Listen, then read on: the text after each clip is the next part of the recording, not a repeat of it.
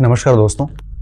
हम आज के इस सत्र में बात करेंगे वरिष्ठ अध्यापक की तैयारी को किस तरह से बढ़िया से रूप दिया जाए, क्योंकि सितंबर फर्स्ट वीक में हमारी वरिष्ठ अध्यापक की परीक्षाएं प्रस्तावित हैं आरपीएससी के कैलेंडर के अनुसार।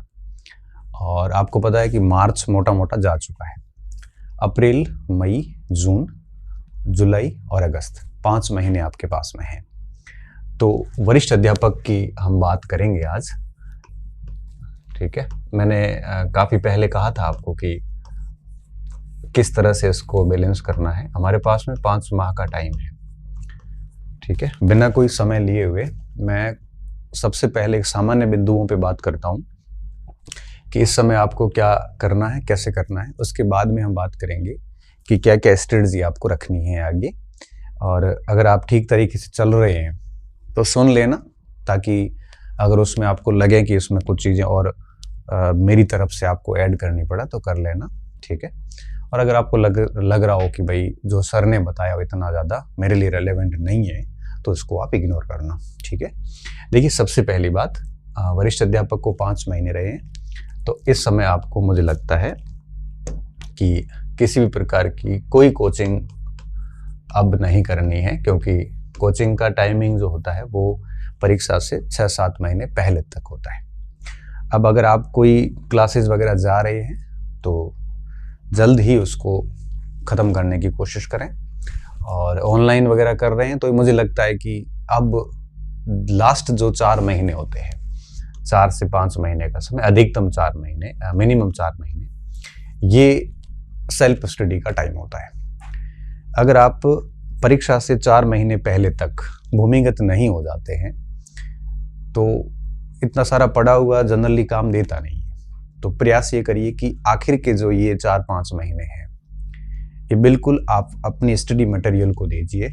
अभी आप कोचिंग में, चाहे ऑनलाइन हो चाहे ऑफलाइन हो, इस समय आप कोचिंग से बचिए। इस समय आपको बिल्कुल सेल्फ स्टडी पे ध्यान देना है।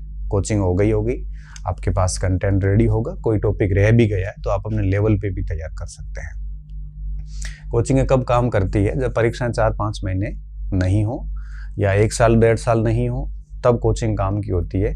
परीक्षा से 3-4 महीने पहले का जो टाइम होता है वो कंप्लीटली एकांत में बैठ के बढ़िया पढ़ने का टाइम होता है। ऐसे टाइम को आप कोचिंग में खराब नहीं कर सकते, क्योंकि कोचिंग में अपना हिसाब से चलता है मैटर, धीरे धीरे चलता है, और वो मुझे लगता है बचना चाहिए इस समय। ठीक है, और दूसरी बात, इस समय आपको, अगर आप कोई टेस्ट सीरीज वगैरह दे रहे हैं, ठीक है, तो आप उसको जारी रखिए बढ़िया तरीके से। लेकिन इसमें भी मेरी एक सलाह है आपको। सलाह क्या है? पहली सलाह ये कि टेस्ट सीरीज के जो शेड्यूल देते हैं कोचिंग संस्थान, उस शेड्यूल को आप 2 दिन दो, इससे ज़्यादा मत दो। जैसे अगर आपका संडे को टेस्ट है तो शनिवार शुक्रवार को बढ़िया पढ़ लो टेस्ट सीरीज को, और रविवार को टेस्ट दे दो, क्योंकि टेस्ट की रैंक मायने नहीं रखती। बाकी के जो 5 दिन हैं ये आप प्रॉपर स्ट्रेटजी में चलें। और इस प्रॉपर स्ट्रेटजी क्या बन सकती है मैं आपको आगे और समझाता हूँ। तो 5 डेज आप अपनी रणनीति में चलें और 2 डेज आप टेस्ट सीरीज को दे दीजिए। क्योंकि देखो होता क्या है, टेस्ट सीरीज के जो शेड्यूल आते हैं उसमें कैसे डिवाइड करते हैं, जैसे राजस्थान के इतिहास का भाग है तो उसमें आपके सभ्यताएं दे दी। अब आप 7 दिन सभ्यताएं पढ़ोगे, ये तो मूर्खता ही है। बेहतर ये होगा कि आप अपनी स्ट्रेटजी में चलिए। लास्ट 2 दिन जो टॉपिक है, 6-7 टॉपिक है, वो 2 दिन में मोटा मोटा एक बार पढ़ के टेस्ट दे दो। रैंक जो भी आएगी उसको एक्सेप्ट कर लो। टेस्ट सीरीज का उद्देश्य रैंक लाना नहीं होता। टेस्ट सीरीज का उद्देश्य होता है कि आपके मार्क्स, आपको अपने लेवल का पता चलता है। दूसरा, आप है वो पेपर मैनेज करना सीख जाते हैं, प्रश्नों के उत्तर करना सीख जाते हैं, टाइम मैनेजमेंट का पता चलता है। मतलब ऐसी एक सामान्य जो परीक्षा हॉल में कैसा आपका व्यवहार होना चाहिए, ये चीजें आपको टेस्ट सीरीज में सीखने को मिलती है। टेस्ट सीरीज की रैंक से कोई मतलब नहीं। टेस्ट सीरीज के प्रश्न मेन परीक्षा में आए, ये भी कोई जरूरी नहीं होता। तो आप टेस्ट सीरीज को ज्यादा सीरियसली ना लें, बस 2 दिन उसको पढ़ के दे दो, और बाकी दिन आप है वो अपनी रणनीति से चलिए। होगा क्या, अपनी रणनीति से चलोगे तो 2-3 महीने में कोर्स तो वैसे पूरा हो जाएगा। अब टेस्ट सीरीज के टॉपिक जितने भी होंगे वैसे ही अंदर आ जाएंगे। हो सकता है कि स्टार्टिंग की टेस्ट में आपकी रैंक कम हो, लेकिन इस हिसाब से चलोगे तो 5वें 6ठे टेस्ट के बाद ऐसी स्थिति आएगी कि आपकी रैंक धीरे धीरे सुधरनी शुरू हो जाएगी। ठीक है, ये मेरा सुझाव है। बाकी आपको अगर लगता है कि आप 6 ही दिन टेस्ट के अनुसार पढ़ेंगे तो हो सकता है आप भी अपने स्तर पे ठीक हो, लेकिन मेरा ये मानना है कि ये रणनीति ज़्यादा सही रहती है। इसमें टेस्ट की रैंक कम आ सकती है, लेकिन कोर्स 2 बार पूरा होगा। कैसे होगा? 5 दिन जो कर रहे हो ये अपने लेवल पे चलेगा, ये 2 दिन टेस्ट सीरीज के अनुसार पढ़ोगे तो टेस्ट सीरीज भी कोर्स आपको पूरा करवाती है। तो इसमें भी कोर्स पूरे होंगे, इसमें भी कोर्स पूरे होंगे, तो आपकी पढ़ाई इतनी अच्छी होगी कि लास्ट में आपको बहुत अधिक फायदा मिलेगा। तो टेस्ट सीरीज चल रही है तो इस हिसाब से चलने दीजिए। कोचिंग्स वगैरह जो है वो अगर कर रहे हो तो अभी मुझे लगता है कि इस समय आपको छोड़ देनी चाहिए, और 15-20 दिन जा सकते हो, फिर नहीं। उसके बाद आप कंप्लीटली आप अपने मटेरियल पर भरोसा करके और उस पर पढ़ना शुरू कर दीजिए एकांत बैठ के, ठीक है। तो कोचिंग हो गई, टेस्ट सीरीज हो गई।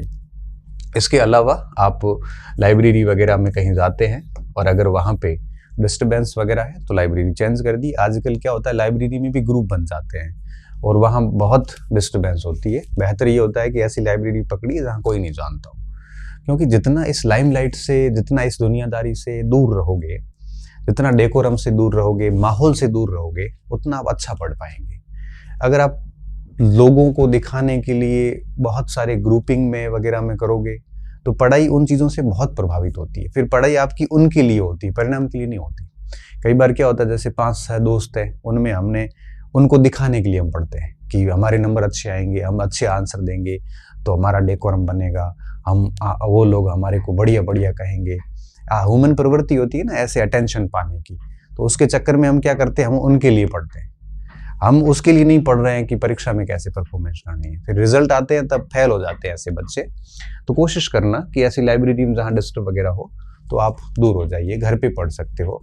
मतलब कहने का मतलब है कि जहाँ कहीं डिस्टर्बेंस हो रही है तो उन चीज़ों से दूर हो जाइए आप। तो कोचिंग हो गई, टेस्ट सीरीज हो गई, लाइब्रेरी वगैरह हो गई, और अब बात आती है 2 पेपर है इसमें, और 2 पेपर है। आपको पता है कि सेकंड ग्रेड में पहला पेपर 200 अंक का है और दूसरा पेपर आपके 300 अंक का है। दूसरा आपके सब्जेक्ट का है, पहला आपके जीके का है। तो इन दोनों को एक साथ मैनेज करना है। आप है वो ऐसा ना करें कि पहला पेपर छोड़ दें दूसरा पढ़ें, या दूसरा छोड़ दें पहला पढ़ें, क्योंकि सीट जो है वो अभी कम है, लेकिन हाँ वो बढ़ भी जाएगी मगर फिर भी कम है। ऐसी स्थिति में अगर आप केवल एक पेपर के भरोसे रहेंगे तो निश्चित तौर पे आपको असफलता ही मिलेगी। तो कोशिश करना दोनों पेपर साथ लेके चलें। कैसे चलना ये भी हम बात करेंगे। और एक महत्वपूर्ण बिंदु और कि अभी आप जो अध्यापक का सिलेबस है वो ना पढ़ें, अभी आप केवल वरिष्ठ अध्यापक देखें, क्योंकि वरिष्ठ अध्यापक देखने के बाद नंबर आएगा अध्यापक का। मैंने अच्छे से स्टडी करी, जैसे हिंदी है तो वरिष्ठ अध्यापक की हिंदी तैयार करने के बाद अध्यापक में दिक्कत नहीं आती। सामाजिक तैयार करने के बाद SST वालों को L2 में दिक्कत नहीं आती। इंग्लिश, सिंधी, उर्दू सब लगभग, मैथ, साइंस सारों का। तो आप अगर वरिष्ठ अध्यापक की तैयारी कर रहे हैं तो आप वरिष्ठ अध्यापक की करिए। अभी आप अध्यापक को टाइम ना दें बीच में। अध्यापक को टाइम आप कब दें, जब इनकी परीक्षाएं हो जाती है, इसके बाद में भी आपको 4 महीने का बढ़िया समय मिलेगा, उसमें आप अध्यापक कर सकते हो। मैंने एक PDF बनाई है जिसमें वरिष्ठ अध्यापक और का सामाजिक का और L2 की सामाजिक में कौन से टॉपिक डिफरेंस है, कौन से अलग, इस पर मैं एनालिटिकल एक वीडियो और बना दूंगा आगे। इस तरह से आप भी बना लेना, मैथ वाले बना लो, हिंदी के बना लो बच्चे, और जो जो टॉपिक अलग है वो आपको बाद में पढ़ने पड़ेंगे SST के लिए या L2 के लिए, तो ज़्यादा उसमें माथा बूढ़ी नहीं है। तो आप अभी अध्यापक ना करें, L2 सेकेंड ग्रेड खत्म होने के बाद आप L2 का देखना शुरू करें। अभी आप फर्स्ट ग्रेड में माथा बूढ़ी ना करें। अच्छा, वरिष्ठ अध्यापक पे वही बच्चे काम करें जो करते आ रहे हैं पिछले 6 महीने से, 7 महीने से, 1 साल से। अभी आप वरिष्ठ अध्यापक को लेके बैठोगे तो कुछ हासिल नहीं होना है, समय खराब करना है। अगर आप वरिष्ठ अध्यापक पिछले 5-6 महीने से करते आ रहे हैं तभी आप इसको कंटिन्यू करें, नहीं तो फायदा नहीं है। इससे बेहतर है कि आप जिसकी कर रहे हैं उसी की करते रहें। जैसे मान लो कोई बच्चा है जो अध्यापक की कर रहा था, 3rd ग्रेड की कर रहा था, और अभी क्या मैं अभी 2nd ग्रेड की शुरू कर देता हूँ, तो कोई बहुत अधिक फायदा होने वाला नहीं है। हाँ, उस बच्चे को हो सकता है जो बहुत सीरियस कैंडिडेट है। हाँ, सीरियस कैंडिडेट होता तो वो पहले से 2nd ग्रेड की करता, ठीक है। तो अभी ध्यान ये रखना है कि जो वरिष्ठ अध्यापक की कर रहे हैं बच्चे, वो वरिष्ठ अध्यापक की करते रहे। जिसने वरिष्ठ अध्यापक की अभी तक की नहीं है, सोच रहा है, तो मुझे लगता है कि नहीं करें। अध्यापक की कर रहा है अध्यापक की चलने दे, व्याख्याता की कर रहा है तो व्याख्याता की करने के बाद आप अध्यापक पे लग जाए, जैसा भी मैंने इससे पहले एक वीडियो बना के कहा था, तीनों को एक साथ कैसे मैनेज करें उस हिसाब से। ठीक है। अच्छा, अब मैं इसमें मटेरियल की बात नहीं करूंगा, सामग्री की, क्योंकि सामग्री की बात अब करना मूर्खता है। मूर्खता कैसे है? 5 महीने रहे परीक्षा को, तो अभी मैं सामग्री बताऊंगा तो आप फिर कंफ्यूज होंगे। बेहतर यह है कि आपने जो सामग्री पढ़ी है उसी को पढ़ें, नई सामग्री लाने की आवश्यकता नहीं है। और हर पार्ट के लिए एक एक सामग्री रखें, बहुत अधिक सामग्री ना रखें, जो भी है आपके पास उस पर भरोसा कीजिए। ठीक है ना? तो अभी मैं सामग्री की बात बिल्कुल नहीं करूंगा, क्योंकि वो आपके पास ऑलरेडी है, और अभी तो 5 महीने रहे हैं, इससे पहले आपने पढ़ाई है तो सामग्री आपके पास तो है। बस ध्यान रखना कि अब जो पढ़ा है वही पढ़ना है, उसी सामग्री को पढ़ना है, नई सामग्री पे आपको ज़्यादा अपनी एनर्जी खराब नहीं करना है। ठीक है, ये बातें तो होगी बेसिक बातें। और अब बात आती है कि फर्स्ट पेपर और सेकंड पेपर को एक साथ कैसे मैनेज करें। ठीक है, तो मैं आपको बता देता हूँ। जैसे ये फर्स्ट पेपर, ठीक है, और ये सेकंड पेपर। अब ध्यान इस बात का रखना है कि लेना दोनों को साथ में है, छोड़ना नहीं है। अब सेकंड पेपर के साथ क्या दिक्कत है यहाँ पे कि किसी के गणित होगा, ठीक है, किसी के हिंदी होगा, किसी के अंग्रेजी होगा, किसी के आपके एसएसटी होगा, किसी के साइंस होगा, सभी के अलग अलग मैटर है यहाँ पे, तो सभी की समान रणनीति हो नहीं सकती। मैं एक एक के ऊपर बात कर लेता हूँ। जैसे गणित है, तो आपका गणित कैसा है इस पे भी डिपेंड करता है। अगर आपका गणित बहुत अच्छा है तो आप पुराने पेपर के एनालिसिस करके डेली कम से कम 5-6 घंटे आप गणित को दीजिए बढ़िया तरीके से। आप उसमें ग्रेजुएशन लेवल को भी दीजिए, थोड़ा बहुत पोस्ट ग्रेजुएशन के कंटेंट आते हैं उसको भी रटने की कोशिश करिए, क्योंकि गणित में पोस्ट ग्रेजुएशन का बच्चा कर नहीं पाता है कंटेंट को, तो कई बार वो प्रश्न फिक्स होते हैं, तो उस पर भी ध्यान दें। और 12वीं तक की किताबों का कंटेंट बहुत बढ़िया तैयार करें। ऐसे करके डेली आप 5-6 घंटे गणित को बढ़िया से दीजिए। अब ये आप सुबह भी दे सकते हो, शाम को भी दे सकते हो, मगर देना जरूर। हिंदी है तो हिंदी का जो पोर्शन है जिसमें आपका लिटरेचर पोर्शन हो, चाहे काव्य शास्त्र हो, चाहे ग्रामर हो, है ना, उसको भी आप डेली 4-5 घंटे अपने हिसाब से हिंदी को दीजिए, कम से कम 4-5 घंटे दीजिए। इस गलत फहमी में नहीं रहना है कि मुझे हिंदी पूरी आती है। इंग्लिश है तो इंग्लिश को भी इसी तरह से आपको 4-5 घंटे 6 घंटे, अंग्रेजी को भी आपका जो भी कंटेंट है वो सुबह शाम किसी भी समय एक टाइम ऐसा रखिए जिसमें आप पढ़ो। एक में बोर होते हो तो 2 ले लो, जैसे साहित्य पढ़ लिया, फिर काव्य शास्त्र देख लो, एक साथ 2-2 पोर्शन लेके चल सकते हो बढ़िया से, थोड़ा सा इंटरेस्टिंग भी होता है। एसएसटी है तो एसएसटी में आप क्या करना है, एसएसटी में आप 2 चीजें करो। एक बड़ा सब्जेक्ट ले लो, बड़ा सब्जेक्ट जैसे इतिहास हो गया, ठीक है, पॉलिटी हो गया, ये बड़े सब्जेक्ट है। एक आपके जियोग्राफी हो गया, ये बड़े सब्जेक्ट में आते हैं। इतिहास, पॉलिटी, जियोग्राफी और इकोनॉमिक्स, ये बड़े सब्जेक्ट हो गए। और ये बड़े और छोटे सब्जेक्ट हो गए। छोटे सब्जेक्ट में जैसे समाज शास्त्र है, और इसमें आपके अर्थशास्त्र तो वैसे बड़े सब्जेक्ट में आ जाता है, लोक प्रशासन है, और इसके साथ साथ आपका दर्शन शास्त्र है और टीचिंग मेथड है, ठीक है, शिक्षण विधियां जैसे आप कह सकते हो। ये छोटे सब्जेक्ट है 4। तो एसएसटी में 8 सब्जेक्ट है। एसएसटी के स्टूडेंट को क्या करना है, एक छोटा सब्जेक्ट रखिए और एक बड़ा सब्जेक्ट रखिए, 2 सब्जेक्ट एक साथ पढ़िए। जैसे मान लो मॉर्निंग में आप 5-6 घंटे पढ़ते हैं, तो जैसे आपने एक समाज शास्त्र ले लिया, ठीक है, 1-2 घंटे के लिए, तो इसके साथ में ज्योग्राफी ले लो, ठीक है। फिर जैसे इनमें से एक पूरा हुआ, समाज शास्त्र पूरा हुआ तो लोक प्रशासन ले लो, उसके साथ में जैसे इधर ज्योग्राफी पूरी हो गई है तो इकोनॉमिक्स ले लो, दर्शन शास्त्र हो गया। तो इस टाइप से एक बड़ा सब्जेक्ट रखिए, एक छोटा रखिए। अगर आप एक बड़ा सब्जेक्ट लेके बैठ गए तो वो सब्जेक्ट आपसे पूरा ही नहीं हो पाएगा और एक में ही आप रह जाओगे, 7 पीछे रह जाएगी, आपका कॉन्फिडेंस डाउन हो जाएगा। 2 सब्जेक्ट एक साथ लेके चलोगे ना तो होगा क्या, जैसे मान लो कि 2-2 सब्जेक्ट एक साथ लेके चले, 1 महीने में 2 हो गए तो 4 महीने में एक बार तो कम से कम होंगे ही होंगे। और मेरा ये मानना है कि 5 महीने पड़े हमारे पास में तो लास्ट में 1 बार और हो जाते हैं, तो 2 बार कोर्स बढ़िया हो जाएगा। कोशिश ये करनी है कि आप एक बड़ा सब्जेक्ट रखिए, एक छोटा सब्जेक्ट रखिए। एसएसटी के लिए ये दिक्कत आती है। बाकी साइंस है तो साइंस में भी आपको पता है कि मैथ नहीं आएगी, बाकी तो 3 पोर्शन आएंगे। फिजिक्स दिक्कत करती है साइंस वाले बच्चों के लिए, तो जैसे केमिस्ट्री आपने पढ़ ली अच्छी तरीके से, फिजिक्स में भी कोशिश करिए कि 50 में से आप 10-12 सवाल निकालने की कोशिश करें। कई बार बच्चों के 5-6 भी नहीं आ पाते फिजिक्स में, तो उसको भी थोड़ा थोड़ा पढ़ें। तो इस हिसाब से सेटलमेंट बनाएं कि सब्जेक्ट आप जो है वो कम से कम 5-6 घंटे को सब्जेक्ट को दें, क्योंकि 300 नंबर का बहुत इंपॉर्टेंट रोल रखता है। और इसकी कोई टेस्ट देते हैं, इसके अभ्यास जितना हो सकता है उतना करिए, हर दिन ये अभ्यास थोड़ा थोड़ा आप करते रहिए, ठीक है। अब बात आती है फर्स्ट पेपर की। फर्स्ट पेपर को बहुत अधिक समय नहीं दो तो भी आप कम से कम 2-3 घंटे की एक शिफ्ट तो आप इसको दे ही दें। मेरा कहने का मतलब ये है कि एक शिफ्ट इसको दें और 2 शिफ्ट इसको दें, तो 3 शिफ्ट की पढ़ाई होनी चाहिए आपकी, एक मॉर्निंग शिफ्ट की, एक मिड डे शिफ्ट की, एक नाइट शिफ्ट की। अब कोई नाइट शिफ्ट लंबी लेता है तो मॉर्निंग शिफ्ट छोटी हो जाती है, दिन की शिफ्ट छोटी हो जाती है, कोई मॉर्निंग शिफ्ट लंबी लेता है, सबके ऊपर है। हर व्यक्ति का एक प्रकार से बायोलॉजिकल घड़ी अलग अलग चलती है। कोई मॉर्निंग में पढ़ना पसंद करता है, कोई रात को पढ़ना पसंद करता है, कोई दिन में पढ़ना पसंद करता है। आप शिफ्ट के हिसाब से पढ़ लीजिए। 3 शिफ्ट आपको लगानी है, तो 2 शिफ्ट आप सेकंड पेपर पे रहने दो, 1 शिफ्ट आप फर्स्ट पेपर पे लगा लो। फर्स्ट पेपर के आपके पास में अगर किसी संस्थान के नोट्स हैं तो नोट्स ही पढ़िए, किताब की जरूरत नहीं। अगर आपने फर्स्ट पेपर की कोई गाइड ला रखी है तो गाइड ही पढ़ते जाइए। इसमें करंट अफेयर आता है, करंट अफेयर की मैं क्लासेस ले रहा हूँ, आप उसको भी देख सकते हो। और करंट का क्या किया जा सकता है, करंट अफेयर की मैं एक अलग से वीडियो बना के डाल दूंगा, ठीक है।